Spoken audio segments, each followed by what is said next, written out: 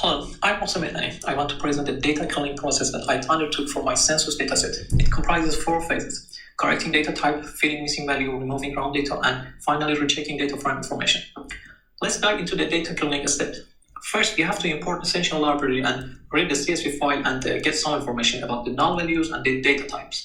As you will see, the dataset initially had challenges like missing values, some blanks value, and duplicates.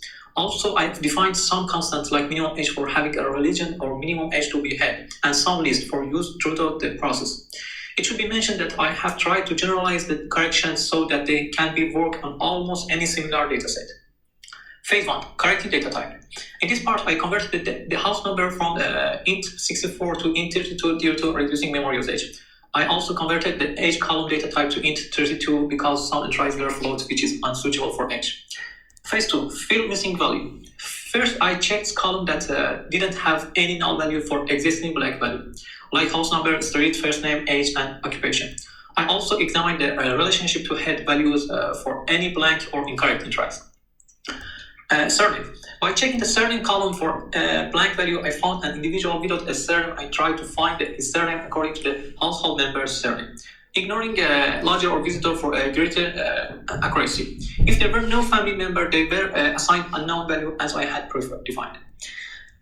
By listing a unique values of marital status, we can see there are null and blank value in the dataset. First, I checked all individuals under the legal age that should be none. I found one person whose status was married, although his household member should be completely deleted since he was also incorrectly listed as head.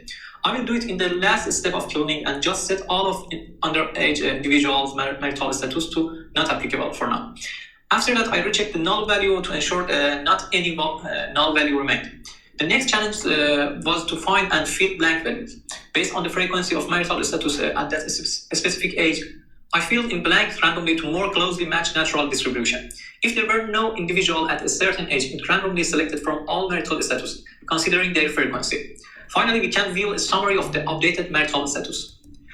In the gender column, I found blank values. I set the gender of all blank based on their relationship to head, which worked well across the dataset. For example, a relationship containing daughter or son, words like grandson, son-in-law, or adopted son were assigned to the corresponding gender. For infirmity, which had several blank values, although it's possible due to they had no infirmity that they left it blank, I chose to label this as unspecific rather than assuming no infirmity. There are a lot of challenges in the religion. I found some entries that might have been entered incorrectly. For example, Sikh was likely a typo for Sikh, which I corrected. Additionally, 266 individuals of legal age had their religion listed as null. After discovering a correlation between religion and age in Street Views report, I decided to fill this based on age. The method involved selected a religion randomly from all possibilities for that specific age, based on the number of occurrences, to mimic a natural distribution. And if there were no individual at a certain age, it randomly selected from all religions, considering their frequency. Lastly, I set the religion of all individuals under the legal age to not applicable, and considered none and null as no religion. Phase 3, remove some rows. We need to remove duplicate rows, of which there was one instance in this dataset. Incorrect data. In checking for incorrect data, I identified an individual under the legal age who was listed as the head of the household. This entire household was removed due to the likelihood of incorrect data. This is the individual who was also incorrectly listed as married. I also checked for any incorrect information like an individual under 0 or above 122 years old, but I didn't find anyone. As well, we can find some other layers by calculating the difference between the parent and their child age that I ignored it for the presentation.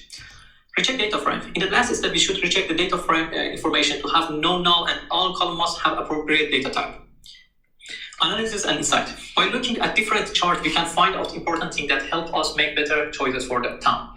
In the age chart, we see the distribution of people in different age bands, which can help us to make better decisions for investing in some areas, such as old care or building a school for children, and etc. When we look at the unemployment chart, we can understand the trend of unemployment. This tells us maybe we need to invest in job training. The religion chart shows us which religion are most common and how old people are in each religion. It seems like younger people might prefer certain religion. This is good to know when we are planning to build a worship place. The marriage chart shows us how many people of different age are married or divorced. Understanding this can help us think about the density of housing and other possible needs. Also, I have extracted some new data frames and charts that help me to estimate commuter, affluent family, birth rate, and death rate, and etc. to make the final decision for the town. Thank you.